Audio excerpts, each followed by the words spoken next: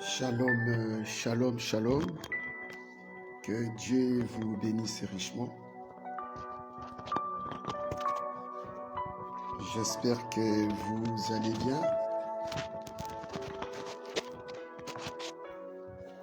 J'aimerais m'entretenir un peu avec vous comme les disciples sur le chemin d'Emmaüs. Pendant qu'ils parlaient, ils s'entretenaient sur le chemin d'Emmaüs. Jésus surgit au milieu d'eux. Et quand on parle de lui, on parle du Seigneur Jésus, il doit être là. Et j'aimerais que nous puissions avoir juste un petit moment de prière pour remercier le Seigneur pour ces petits moments dans lesquels nous voulons avoir la communion. Je vais avoir une communion, un échange avec vous. Et je crois que vous serez bénis. Vous serez bénis. Dieu Tout-Puissant, nous te disons merci pour ces moments que tu nous donnes, Père, afin de pouvoir partager la parole, afin de pouvoir nous entretenir autour de ta parole. Et ainsi, Saint-Esprit, nous t'accueillons, nous te souhaitons le bienvenu au milieu de nous, Saint-Esprit. Je t'invite, viens et prends place, puisque moi, je ne suis qu'un homme et j'ai besoin que tu puisses utiliser mes lèvres. Je vais te prêter mon corps, je vais te prêter mes lèvres, je vais te prêter mon être tout entier afin que tu puisses parler et édifier quelqu'un. Au nom puissant de Jésus-Christ, Père, que le Saint-Esprit puisse également être avec chaque personne qui est de l'autre côté du bout du fil, afin qu'il puisse ressentir la même onction et la même présence que je suis en train de goûter à ce moment-ci, à cet endroit. Merci encore, Papa, au nom puissant de notre Seigneur et Sauveur Jésus-Christ. Amen. Que Dieu te bénisse, Sergina. Dieu te bénisse. Ça fait longtemps et j'espère que tu vas bien. Et à tous ceux qui sont connectés, je vais vous saluer dans les précieux noms de notre Seigneur et Sauveur Jésus-Christ. Et mon désir, c'est de m'entretenir, juste m'entretenir un peu avec vous pour vous transmettre un peu quelques bonnes expériences au travers de la parole de Dieu. Mais je vais vous parler, vous savez, je vais vous parler d'une personne, et d'une personne que j'aime beaucoup, d'une personne que j'ai appris à connaître, d'une personne qui est le meilleur ami pour moi, et d'une personne à qui je donne mon temps et je donne également je peux dire mon intimité. C'est quelqu'un qui est dans ma vie intime. Et cette personne s'appelle le Saint-Esprit. Oui. Cette personne s'appelle le Saint-Esprit et il est le gouverneur. Moi, je le prends comme étant le gouverneur de la terre tout entière. Oui. Le Saint-Esprit. Donc,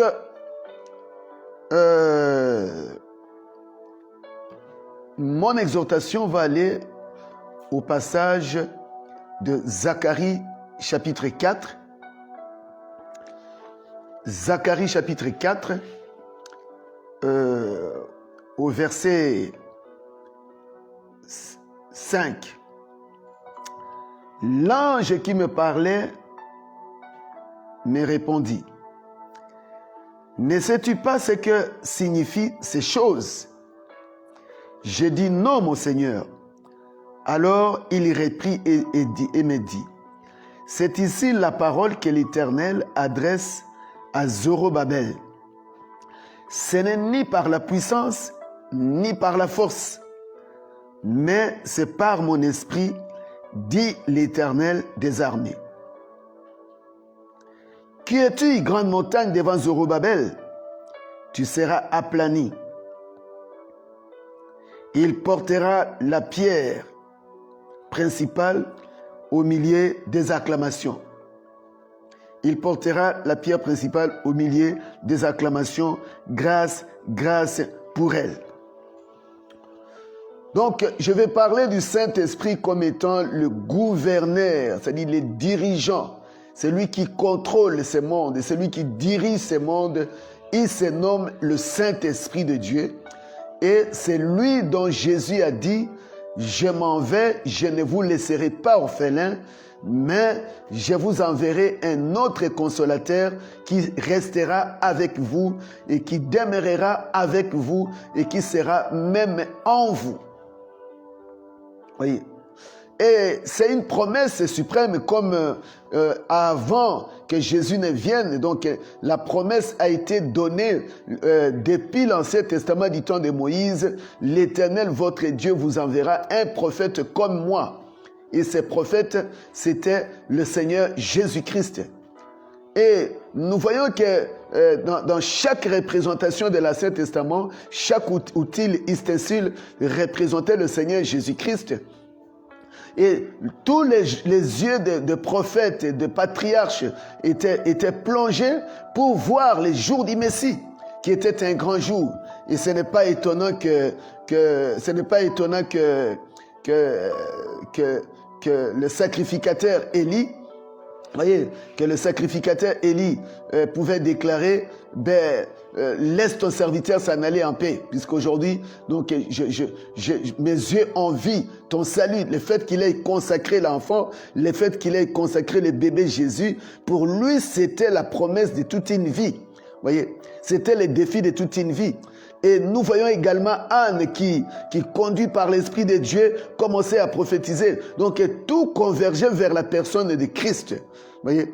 Et quand Jésus était arrivé, il était l'accomplissement de toutes choses. Voyez?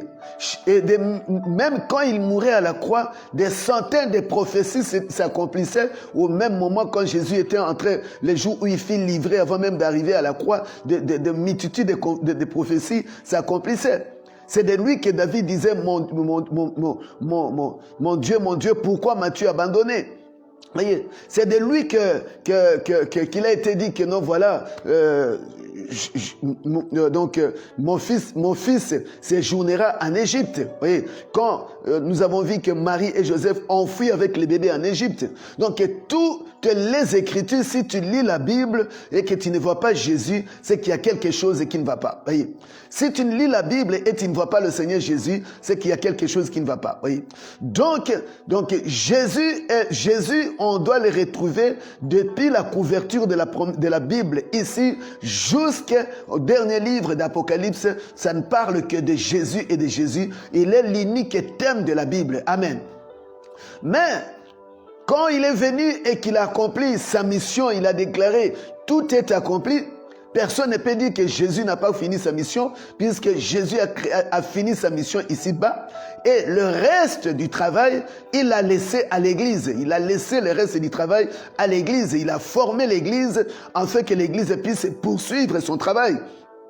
Et c'est ainsi que nous voyons dans Jean 17, il est dit comme ceci, que Père, je ne prie pas simplement pour eux, mais j'ai pris également pour ceux qui croiront en moi, ceux qui croiront en moi par leur parole. Amen. Ça veut dire que la continuité du ministère du Seigneur Jésus-Christ s'est fait par l'Église. Donc Jésus n'a jamais échoué et son ministère est en train de continuer. Pas comme au jour de sa chair, mais le même esprit qui agissait en Jésus, c'est le même esprit qui doit revenir dans l'Église pour pouvoir nous guider, pour pouvoir nous conduire. Amen. C'est ainsi qu'en tant que serviteurs de Dieu, nous devons apprendre les gens comment faire la pêche. Comment attraper des poissons. Non pas simplement pour qu'ils puissent nous suivre et qu'ils commencent à devenir dépendants de nous. Amen. Mais le but de Jésus, c'était pas que les gens puissent s'accrocher à lui. Il voulait faire d'eux les disciples. Il voulait faire d'eux les disciples. Et il a dit, viens, suis-moi et je ferai de toi un pêcheur d'hommes. Donc il y a un temps dans lequel tu es comme élève, tu es comme disciple dans l'école de Christ, de l'école du Saint-Esprit, où tu apprends des choses afin que toi aussi tu puisses devenir aussi un canal, un moyen par lequel Dieu peut agir. Amen. Jésus, l'unique thème de la Bible, il s'appelle le Seigneur et Sauveur Jésus-Christ. Amen.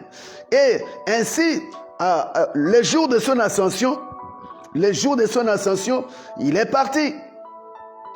Il est monté en vie partout dans la nuée.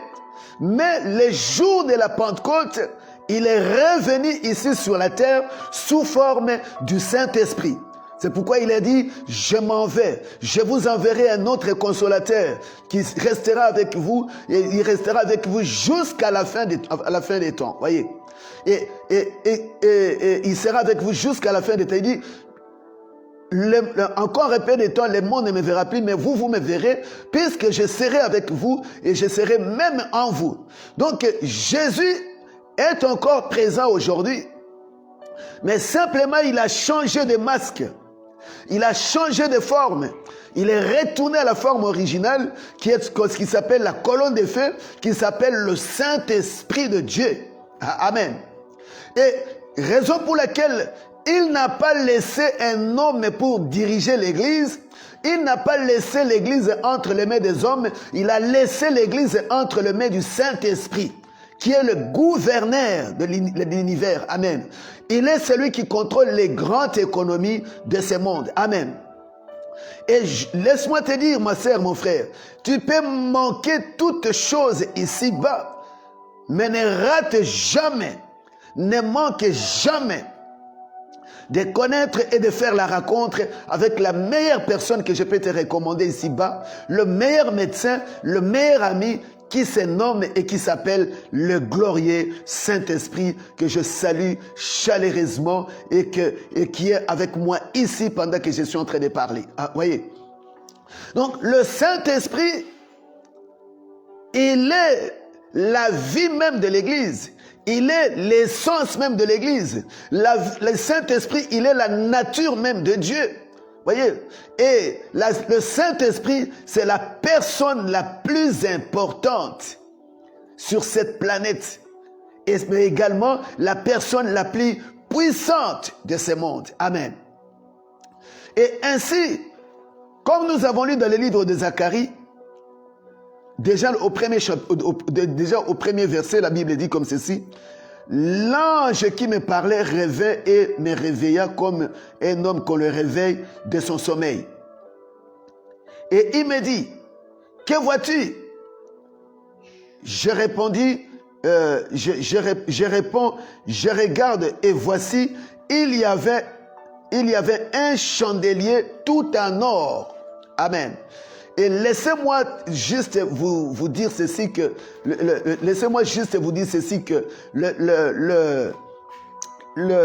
l'or représente, pour ne pas entrer dans les détails, l'or représente la divinité. L'or représente Dieu lui-même. Et l'or fondu au travers du feu, purifié et donne son éclat, ce qui montre ici la nature de Dieu, et l'or ne change pas. Raison pour laquelle dans les banques, l'argent, les talons de mesure, c'est l'or. Puisque l'or est le même hier, aujourd'hui et éternellement. Tout comme Jésus ne change pas, il est le même hier, aujourd'hui et éternellement. Ce qu'il a fait hier, il est capable de le faire encore aujourd'hui. Alléluia. Merci Seigneur, l'homme de Galilée, l'homme de Nazareth. Amen. Il n'a pas changé. Il est le même Dieu et le même Dieu aujourd'hui, et il se déverse encore sur nous. Amen. Et voilà, un chandelier tout en or, surmonté d'un vase portant 7 lampes, avec 7 conduites pour les lampes qui sont au sommet des chandeliers. Et il y avait près de lui 2 oliviers, l'un à droite du vase et l'autre à gauche du vase. Et l'autre à gauche, et l'autre à gauche. Maintenant, remarquez que on a fait remarquer à Zacharie 7 chandeliers d'or. 7 chandeliers tout en or. Et de deux côtés, il y avait de l'autre côté. De l'autre côté, il y avait deux oliviers, l'un à gauche et l'autre à droite du chandelier. Et remarquez comment le Saint-Esprit prend place. C'est avec l'olivier qu'on fabrique de l'huile d'olive. Donc les deux oliviers, l'or qui représente la divinité et les deux oliviers, l'un à gauche, l'autre à droite. Et l'olivier, c'est avec l'olivier ici qu'on fait de l'huile. Et je suis en train de vous parler du gouverneur de la terre qui s'appelle le puissant et le glorieux Saint-Esprit de Dieu. Amen. Le puissant et le glorieux Saint-Esprit, le puissant et le glorieux Saint-Esprit et le Saint-Esprit qui est le gouverneur de la terre, le gouverneur de l'humanité. Amen. Et remarquez que deux oliviers, l'un à droite et l'autre, l'un à droite du vase et l'autre à gauche du vase. Et reprenant la parole, j'ai dit à l'ange qui me parlait, que signifient ces choses, mon Seigneur? Et l'ange qui me parlait me répondit, ne sais-tu pas ce que signifient ces choses? J'ai dit, non, mon Seigneur. Alors il replie et me dit, c'est ici la parole que l'Éternel adresse à Zorobabel. Ce n'est ni par la puissance, ni par la force, mais c'est par mon esprit, dit l'Éternel. C'est-à-dire, ce n'est ni par la force, ni par la puissance. Donc, la signification de ces chandeliers qu'il a vus, les explications de ces chandeliers qu'il a vus.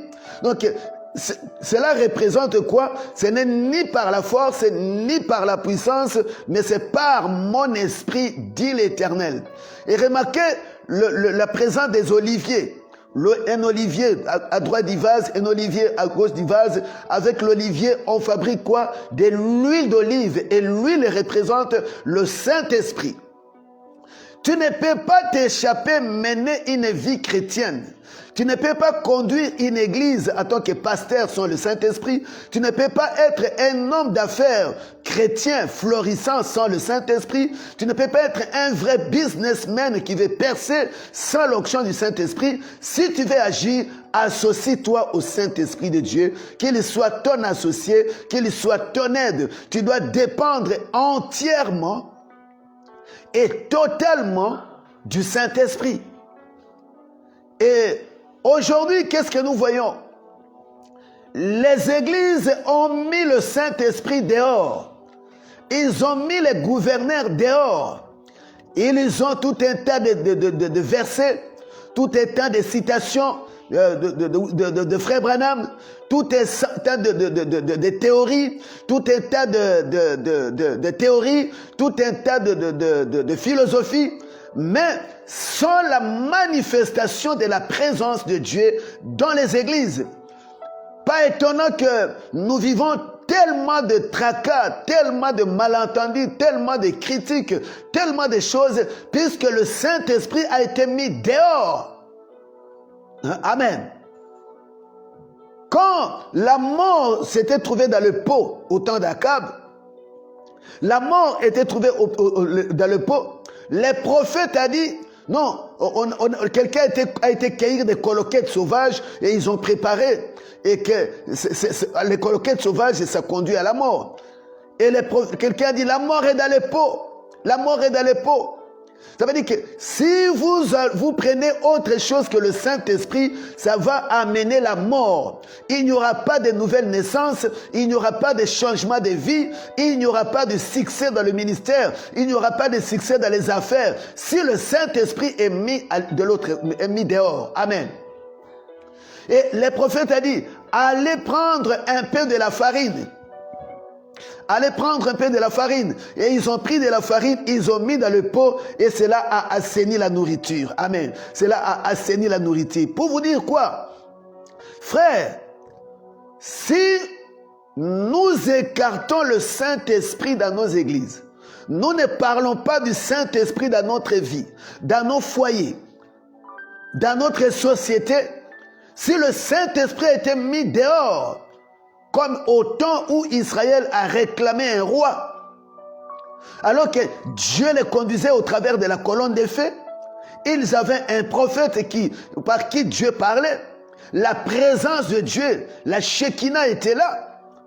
Mais comme ils ont mis dehors le Saint-Esprit, Samuel a dit, Seigneur, mais que dois-je faire? Et Dieu dit à Samuel, ce n'est pas toi qu'ils ont rejeté, mais c'est moi qu'ils ont rejeté. Voyez, dans la majorité des églises, on dit que non, nous prêchons la parole, nous prêchons les messages, et c'est le message qui doit diriger. Mais le message, c'est une écriture. Et où est le Saint-Esprit qui confirme? Amen.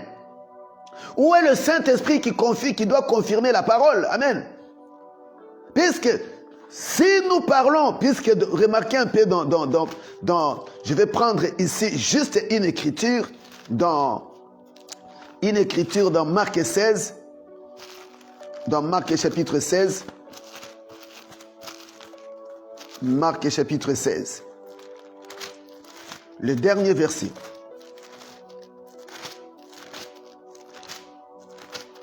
Marc chapitre 16.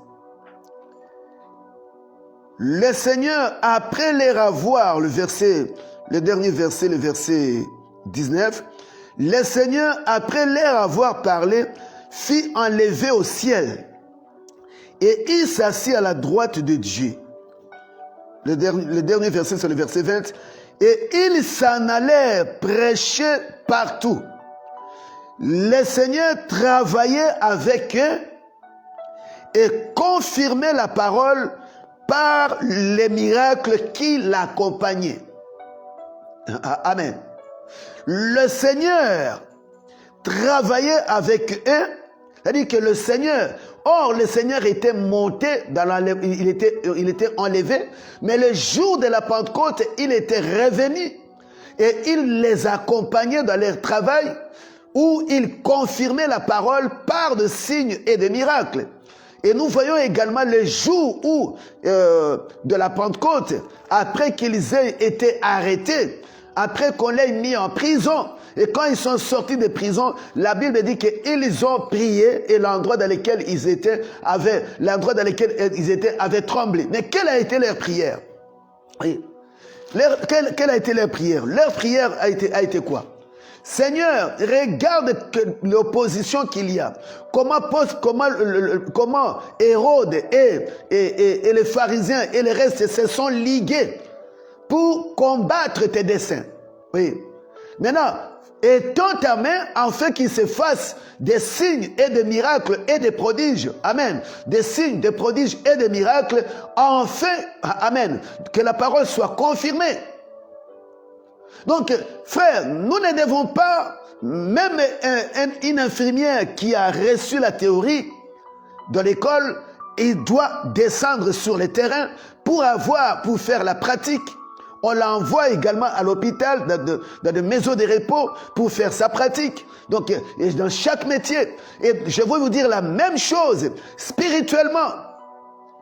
Les gens sont assis dans des églises comme des moutons, comme de brebis, et il n'y a pas de mal à ça.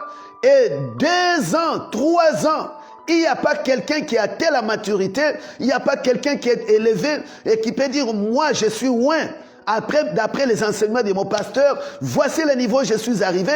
Je ne dis pas que tout le monde est comme cela, mais la plupart des cas, puisqu'il y a d'autres églises, comme je connais par exemple, un homme de Dieu, le pasteur Franck Mwanda, qui autour de lui a formé ses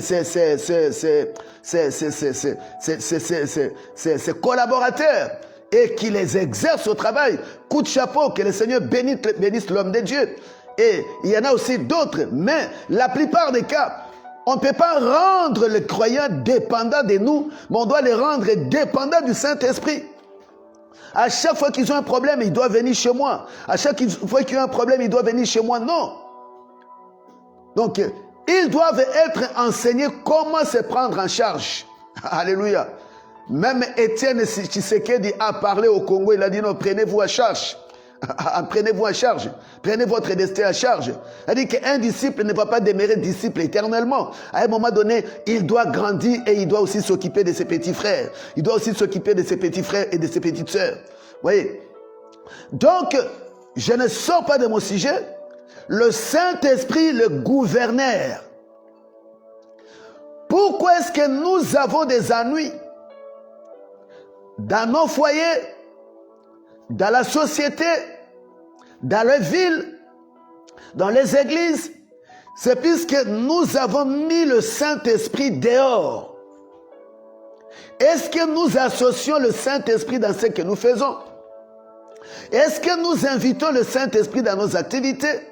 Est-ce que nous dépendons totalement du Saint-Esprit? C'est pourquoi il est écrit, ce n'est ni par la force, ni par la puissance. Ce n'est pas ta force, ce n'est pas ta puissance, mais c'est par l'Esprit de Dieu que les choses sont faciles. Amen.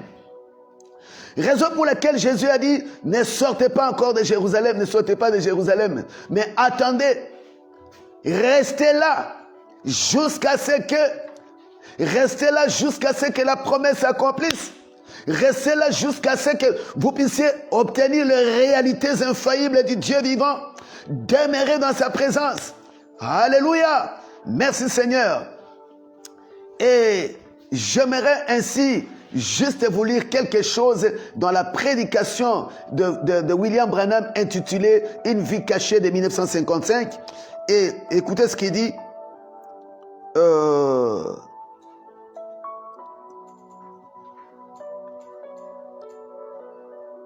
Dans le paragraphe 28, autre chose, il devait être loin avant d'y aller, avant d'y entrer. C'est-à-dire que le sacrificateur Aaron devait être loin avant d'entrer dans le lieu très saint. Amen. Et être loin quoi? Avant d'y aller. L'huile d'onction était faite à partir de la rose de Saron. L'huile d'onction était faite à partir de la rose de Saron. Rose de Sharon. Écraser la rose de Saron pour extraire le parfum. Donc, l'huile d'onction était fait en base de la rose de Saron, la fleur qu'on appelle rose de Saron. Et on pouvait y extraire également l'huile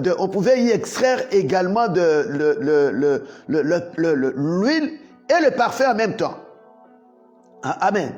Et vous savez, l'onction représente également le parfum.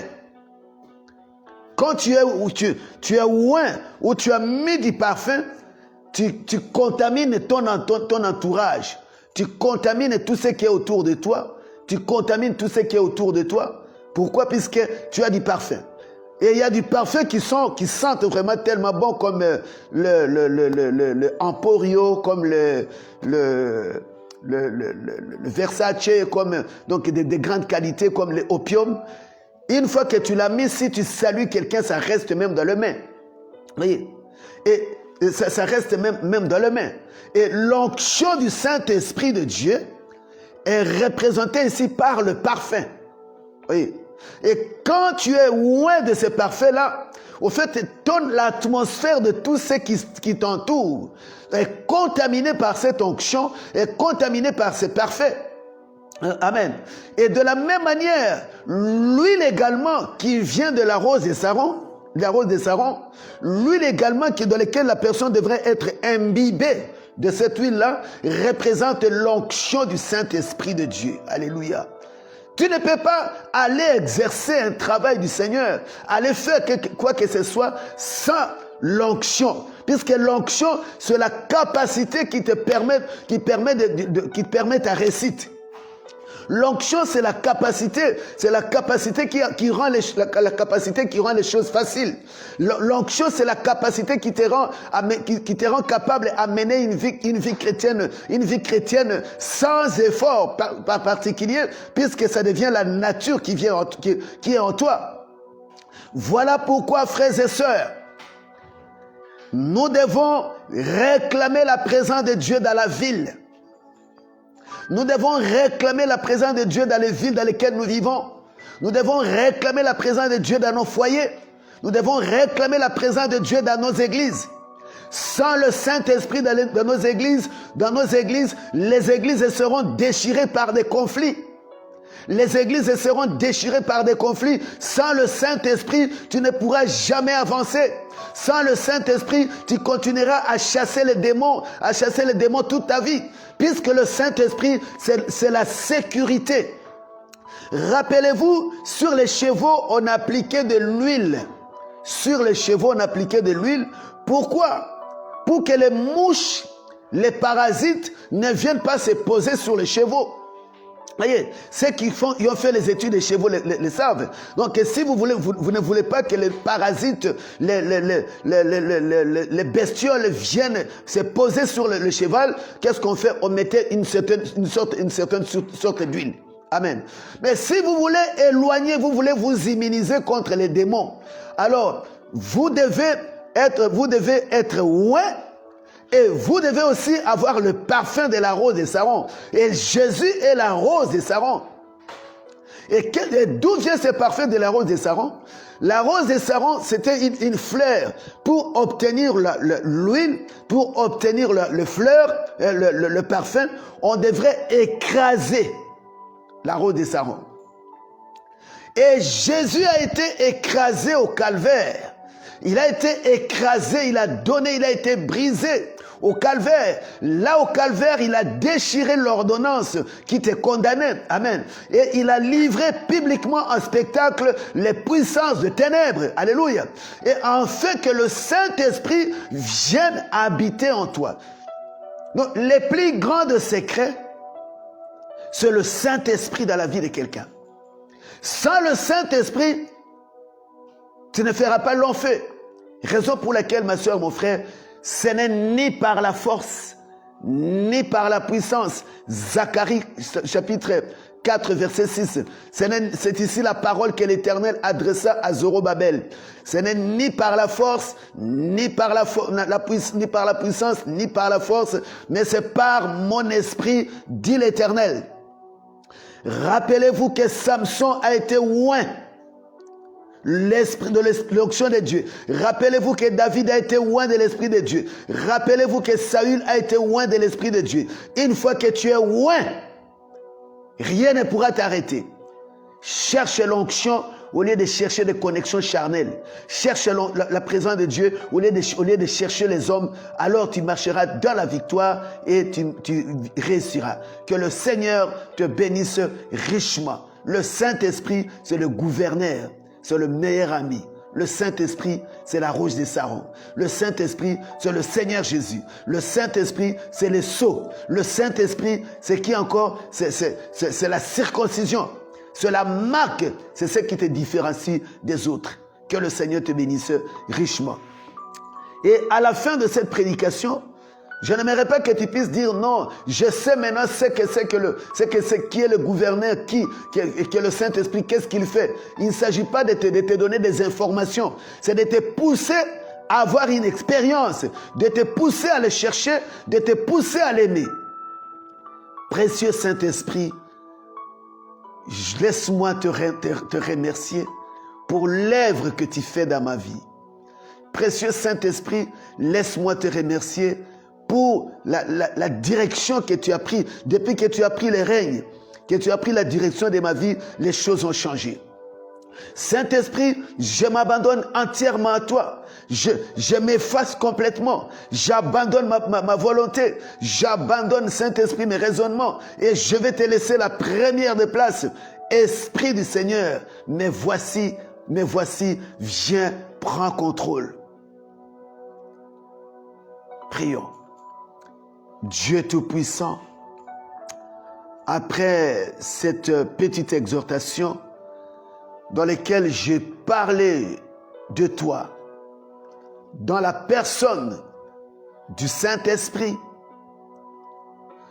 dans la personne du hôte invisible, et laisse que tu puisses te révéler à quelqu'un.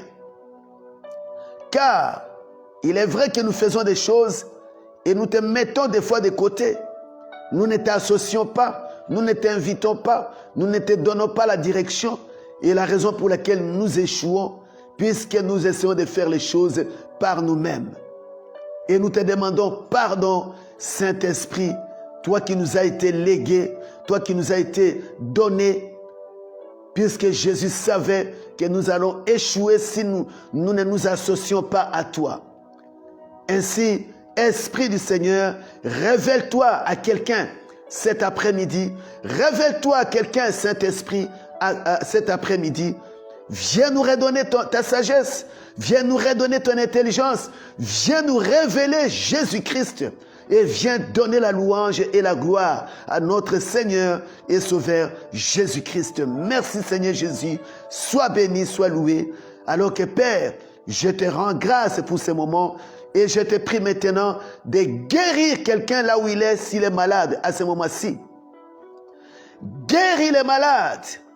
Baptise quelqu'un du Saint-Esprit. Ouais, quelqu'un, Seigneur. Ouvre la compréhension et l'intelligence à quelqu'un. Au nom puissant de notre Seigneur et Sauveur Jésus-Christ. Merci encore, Papa. Amen. Que Dieu vous bénisse richement. C'est merveilleux d'avoir eu votre attention et en fait de vous parler un peu de la personne du Saint-Esprit. Peut-être que je ne l'ai pas dit de la bonne manière, mais lui, il est capable de juste une phrase, de te révéler à toi juste par une phrase. C'est comme un certain maudit qui est allé en Angleterre et pour aller voir Spurgeon, qui était Charles Spurgeon, qui conduisait que Dieu avait suscité en Angleterre. Et Charles Spurgeon disait devant des invités, aujourd'hui le monde va voir ce que Dieu peut faire avec un homme qui lui est totalement consacré. Et il a dit, mais non, pourquoi? Il n'a pas dit Spurgeon, mais il a dit quelqu'un, mais pourquoi pas moi? Et il s'est accroché à cette phrase et il est retourné en Amérique et il est devenu le plus grand évangéliste de son temps. Voyez? Et Dieu cherche des hommes qui sont prêts à relever les défis, des hommes qui sont prêts à s'abandonner, des hommes qui ne craignent pas de prendre position pour lui. Puisqu'aujourd'hui, des fois, on est prisonnier des groupes, on est prisonnier des hommes. C'est ce qui nous tue aujourd'hui. Quelqu'un peut attendre l'appel de Dieu, quelqu'un peut attendre Dieu lui parler, Dieu lui parler, mais mais non, comme il est entouré des gens et il veut plaire aux gens qui l'entourent, il étouffe la voix de Dieu et il choisit la popularité, il choisit l'approbation des hommes qui est l'approbation de Dieu. Voyez? Si tu veux aller loin avec Dieu, tu dois apprendre aussi à faire cavalier seul. C'est-à-dire que dans les choses que Dieu va te donner, Dieu va te parler, il y a des choses aussi qui ne concernent que toi et toi seul. Des messages qui te concerneront toi-même. Donc, des décisions que tu auras à prendre toi seul et non pas en groupe. Voyez. Mais beaucoup rateront leur destinée, vont rater ce que Dieu leur a promis de faire. Pourquoi? Puisqu'ils aiment être avec Dieu et être avec les hommes. Il y a des choses auxquelles Dieu ne peut traiter avec toi en groupe. Donc, il ne traitera qu'avec toi et toi seul. Des choses que tu ne partageras avec personne qu'avec lui-même. Donc, les premiers pas vers la victoire, c'est si tu sais apprendre, tu peux apprendre vraiment à écouter Dieu et à obéir à sa voix et à sa voix seule. Et à s'éloigner des groupes. Puisque quand Dieu a parlé à Abraham, il lui a parlé tout seul. Voyez? Et jusqu'à ce qu'il s'est séparé de Lot, c'est alors que la bénédiction est arrivée. Que le Seigneur vous bénisse richement. Un grand shalom et très bon après-midi.